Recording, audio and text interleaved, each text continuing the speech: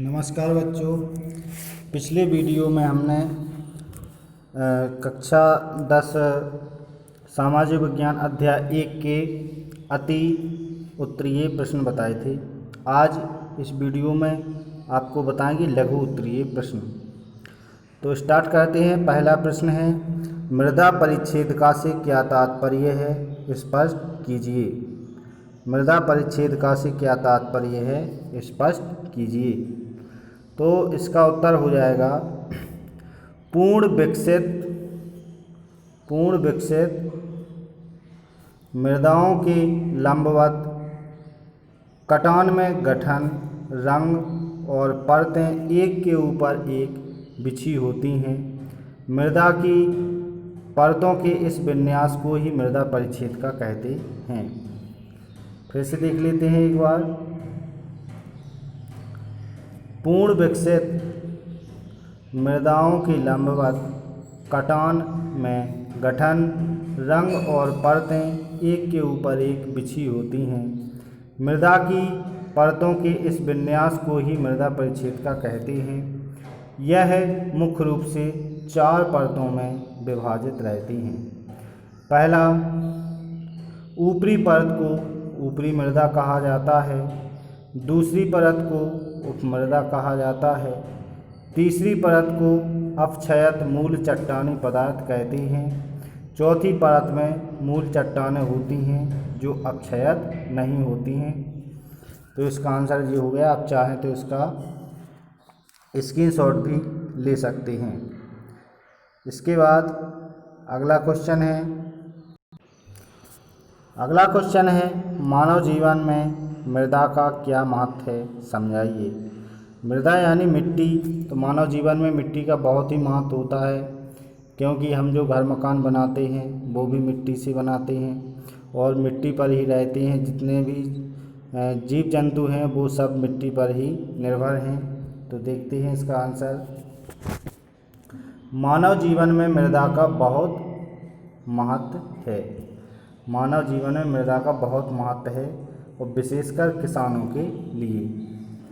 संसार का समस्त मानव जीवन मिट्टी पर ही निर्भर है। समस्त प्राणियों का भोजन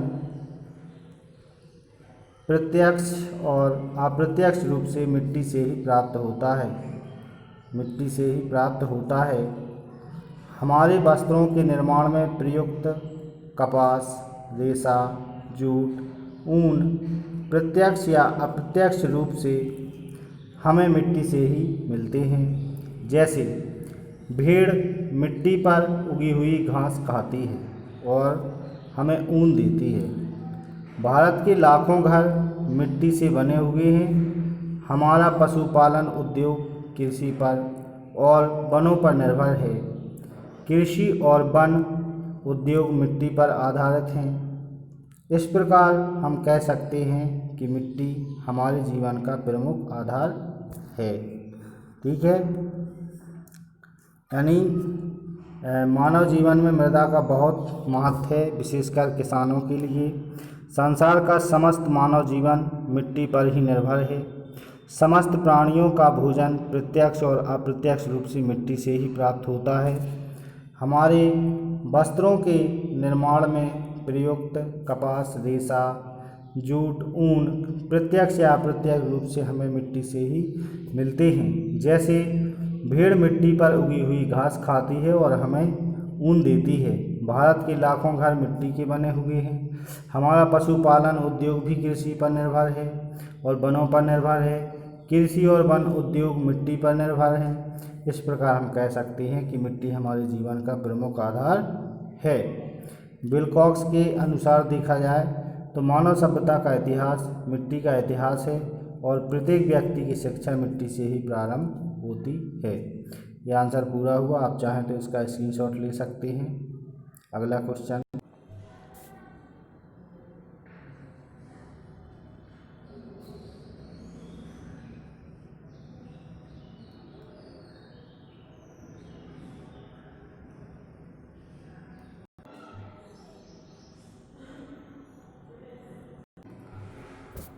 अगला क्वेश्चन है वर्षा जल का संग्रहण क्यों जरूरी है।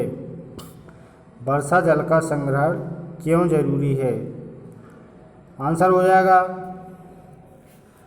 वर्षा जल का संग्रहण से आशय है कि वर्षा के जल का उसी स्थान पर प्रयोग किया जाए जहां यह भूमि पर गिरता है, यानी जहाँ पानी बरसता है, जिस जगह पर ये पानी गिर रहा है उसको वहीं पर स्टॉक कर दिया जाए। वर्षा जल का संग्रहण से आशय है कि वर्षा के जल का उसी स्थान पर प्रयोग किया जाए जहाँ यह भूमि पर गिरता है। जल का प्रथम स्रोत वर्षा ही है। पानी के अन्य विभिन्न स्रोतों जैसे कुआं, नलकूप, तालाबों, झरनों का मुख्य आधार वर्षा ही है। इसके लाभ निम्नलिखित हैं। सबसे पहला है इसे साफ करके स्थानीय लोगों की जल आपूर्ति की आवश्यकताओं को पूरा किया जा सकता है। इसे वर्षा के कम होने या न होने के समय खेती की सिंचाई के लिए भी इसका उपयोग किया जाता है। इसके अलावा इस ढंग से जल संग्रहण के परिणाम स्वरूप आसपास के भागों में बाढ़ की भी स्थिति नहीं रहती। और इस जल का एक लाभ यह भी होता है कि धरातल के नीचे पानी का स्तर ऊंचा रहता है, जिसे कुओं और ट्यूबवेलों के द्वारा बाहर निकालकर उपयोग में लाया जा सकता है। ये क्वेश्चन पूरा हुआ। अगला क्वेश्चन है वनों का संरक्षण क्यों आवश्यक है। वनों का संरक्षण क्यों आवश्यक है। वन प्रकृति की अमूल्य देन है। यह एक महत्वपूर्ण प्राकृतिक संसाधन है।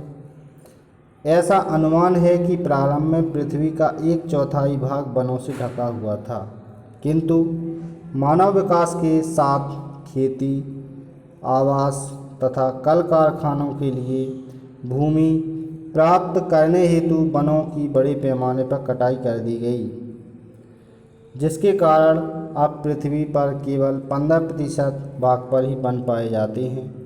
वनों की इस कमी के कारण मृदा अपरदन, कम वर्षा, अनावृष्टि, बाढ़, सूखा आदि समस्याएं आज के मानव के सामने आ खड़ी हैं। अतः इन समस्याओं से निपटने के लिए वनों का संरक्षण करना आवश्यक है। ठीक है, वन प्रकृति की अमूल्य देन है। यह एक महत्वपूर्ण प्राकृतिक संसाधन है। ऐसा अनुमान है कि प्रारंभ में पृथ्वी का 1/4 भाग वनों से ढका हुआ था, किंतु मानव के विकास के साथ साथ खेती, आवास, कल कारखानों के लिए भूमि प्राप्त करने हेतु वनों की बड़े पैमाने पर कटाई कर दी गई, जिसके कारण अब पृथ्वी पर केवल 15% भाग पर ही वन पाए जाते हैं। वनों की इस कमी के कारण मृदा अपरदन, कम वर्षा, अनावृष्टि, बाढ़, सूखा आदि समस्याएं आज के मानव के सामने आ खड़ी हैं। अतः इन समस्याओं से निपटने के लिए वनों का संरक्षण करना आवश्यक है। बच्चों, आज के लिए इतना ही। अगले वीडियो में इससे आगे। धन्यवाद।